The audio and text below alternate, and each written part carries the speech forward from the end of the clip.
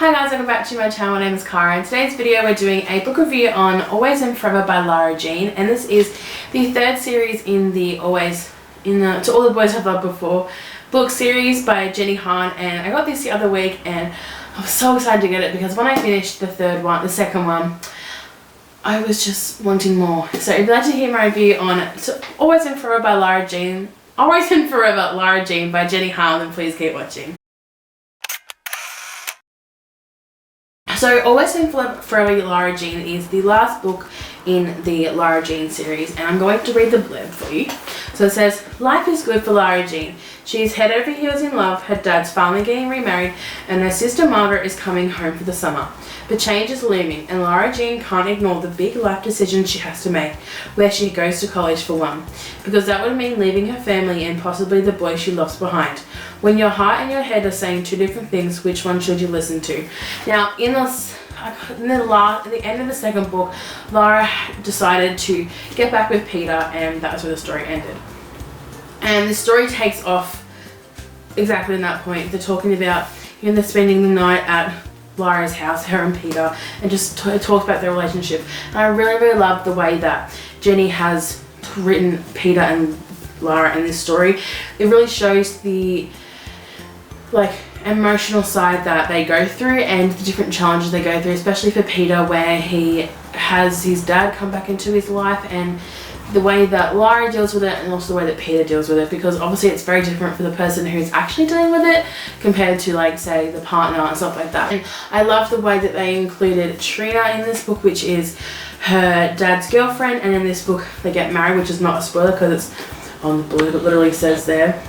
But I really enjoyed seeing the relationship that Trina started making with Kitty and with Lara, and then eventually with Margaret, because obviously in the other books Margaret is in college and she lives in Scotland now. And I absolutely love this book series. I got this series on a whim. When I was on Book Depository, it was just a recommended book, and I was like, ugh, it was kind of shit, a book about a girl who her love letters get sent out. But I love this series, and I'm so sad this is the last one in the series. That there's no more Lara Jean. But if you haven't read the Lara Jean series, definitely get onto it. They're not too big. This one is only 325 pages. It's not very long. The other two may be a little bit longer, I think, but they're still really good.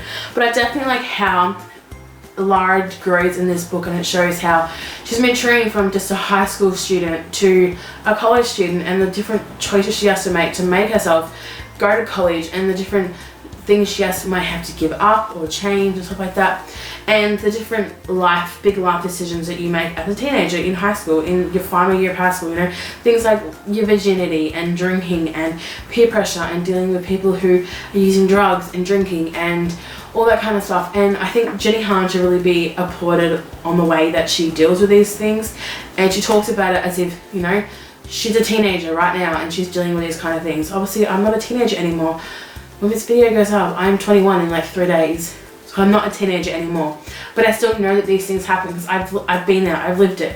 And I think it's really relatable, these books, and Jenny has made the story so relatable, and you can tell that her experiences have gone into this book and helped Lara become who she is as a character. And there's one thing I definitely love about this book is the cooking aspect. I love cooking and baking, and Lara in this book in particular spends pretty much the entire book looking for the perfect chocolate chip cookie recipe, and in the end she finally gets it, and it's kind of like the thing that she did to not deal with things. So if she had a fight with someone, she'd go make cookies. If she was upset, she'd go make cookies. If she had a decision she couldn't decide on, she'd go make cookies.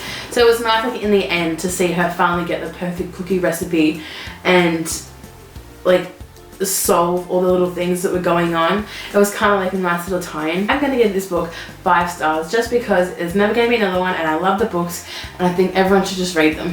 If you like this book review, please give it a big thumbs up. I know that not many people watch the book reviews, but I love doing it personally, just to talk about a story, and once I finish it, talk about what I just read and dealt with and understood, because if you just read a book, put it on the shelf and never read it again, it's well, what was the point? It's just something to fill your time. So as I said, if you have liked this video, give it a big thumbs up, comment down below any book recommendations. I love finding new books, and I'd love to find some new authors to read. And subscribe if you haven't already, and I'll see you all next week. Bye!